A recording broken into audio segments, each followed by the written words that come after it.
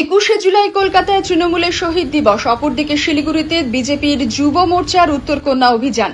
দুক্ষেত্রেই বেশ কিছু শর্ত দিয়ে কর্মসূচির অনুমতি দিয়েছে হাইকোর্ট।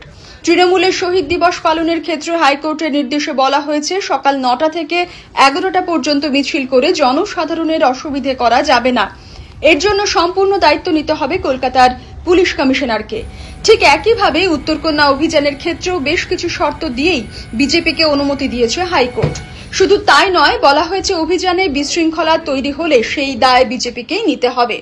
বিচারপতি তীর্থঙ্কর ঘোষের নির্দেশ, সর্বোচ্চ 10,000 কর্মী অংশগ্রহণ করতে পারবেন এই কর্মসূচিতে। তবে নির্দিষ্ট নিয়মের মধ্যে থেকেই আয়োজন করতে হবে এই কর্মসূচির। সিঙ্গেল বেঞ্চের স্পষ্ট নির্দেশ, এক একটি গ্রুপে সর্বোচ্চ 100 জন করে থাকতে পারবেন, অর্থাৎ এক একটি মিছিলে থাকবেন সর্বোচ্চ 100 জন। গোটা কর্মসূচি আয়োজন হবে শিলিগুড়ির তিনবাত্তি মোড় থেকে চুনাভাটি ফুটবল গ্রাউন্ডের মধ্যে নির্ধারিত এলাকায়। সকাল 11টা থেকে বিকেল 5টার মধ্যে শেষ করতে হবে কর্মসূচি। নিরাপত্তার বিষয়েও বিশেষ নজর দিতে হবে পুলিশকে। প্রতিটি 100 জনের মিছিল বা গ্রুপের সামনে ও পেছনে পুলিশ ভ্যান মোতায়েন করতে হবে, যাতে কোনো রকম বিশৃঙ্খলা না ঘটে। অপরদিকে বিজেপির 21শে জুলাই উত্তরকন্যা অভিযানে অশান্তির মেঘ দেখছে তৃণমূল। কয়েকদিন আগেই অশান্তির আশঙ্কা করেছেন শিলিগুড়ির মেয়র গৌতম দেব।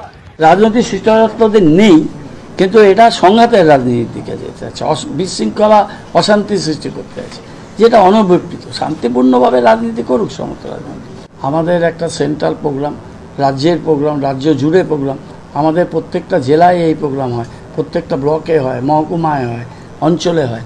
সেই প্রোগ্রামের দিন তারা আরেকটা প্রোগ্রাম দিয়ে তৃণমূলের সাথে সংঘাতে যেতে চাইছে এবং অশান্তি বিশৃঙ্খলা সৃষ্টি করতে চাইছে। যদিও যুব মোর্চার রাজ্য সভাপতি ইন্দ্রনীল খাঁয়ের দাবি, অশান্তি অন্য কেউ নয়, তৃণমূল করে। নারী নির্যাতন থেকে অপরাধ, সবেতেই তৃণমূল জড়িত। অশান্তি কে করে? ভোট পরবর্তী হিংসা কে করে? গরু চুরি কে করে? চাকরি চুরি কে করে? কলেজের ইউনিয়ন রুমে ধর্ষণ কে করে? কলেজের যে কলেজে দিনের বেলা অ্যাডমিশন মাফিয়া কে চালায়? দুপুরবেলা ইরেগুলার এমপ্লয়মেন্ট কন্ট্রাকচুয়াল এমপ্লয়ি বানিয়ে তৃণমূলের নেতাদের কলেজে কে রিক্রুটমেন্ট দেয়? আর রাতের অন্ধকারে তারা ধর্ষণ করছে, পুলিশকে কখনো ভয় দেখাচ্ছে, আবার পুলিশকে অপব্যবহারও করছে। সেটা কোন রাজনৈতিক দল? তৃণমূল কংগ্রেস ছাড়া আর কেউ নয়। এবং যে পুলিশ প্রশাসন এই তৃণমূল কংগ্রেসের শাসক দলের অঙ্গুলি হেলনে কাজ করেছে, তাদের কি অবস্থা হচ্ছে দেখতে পেয়েছে। তবে বিজেপির যুব মোর্চার এই অভিযান ঘিরে ব্যাপক পুলিশি বন্দোবস্ত করছে রাজ্য পুলিশ প্রশাসন। কেবলমাত্র শিলিগুড়ি মেট্রোপলিটন পুলিশের পুলিশ কর্মীরাই নয়, বিভিন্ন জেলা থেকে আনা হচ্ছে বাড়তি ফোর্স। সব মিলিয়ে আদালতের নির্দেশ মতো বিজেপির এই কর্মসূচি শান্তিপূর্ণভাবে করানো বড় চ্যালেঞ্জ পুলিশ কমিশনারেটের। শিলিগুড়ি থেকে মোহন কর্মকারের রিপোর্ট, পাহাড়িয়া টাইমস।